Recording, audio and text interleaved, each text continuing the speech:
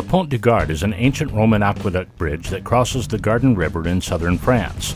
It is part of the Nîmes Aqueduct, a 50-kilometer-long structure built by the Romans to carry water from a spring at Uzès to the Roman colony of Nîmes. Because the terrain between the 2 points is hilly, the aqueduct took a long, winding route that crossed the gorge of the Gardon, requiring the construction of an aqueduct bridge. Built in the 1st century AD, the Pont du Gard is the highest of all Roman aqueduct bridges and is the best preserved. The bridge has 3 tiers of arches, standing 48.8 meters high.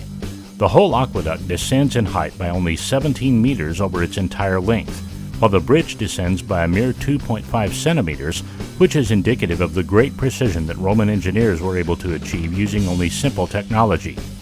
The aqueduct formerly carried an estimated 200,000 cubic meters of water a day to the fountains, baths, and homes of the citizens of Nîmes. It continued to be used possibly until the 6th century, with some parts used for significantly longer, but lack of maintenance after the 4th century meant that it became increasingly clogged by mineral deposits and debris that eventually choked off the flow of water.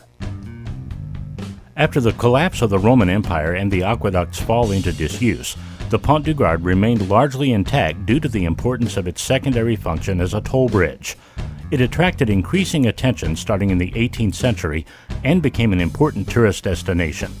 It underwent a series of renovations between the 18th and 21st centuries. Today, it is one of France's most popular tourist attractions and has attracted the attention of a succession of literary and artistic visitors.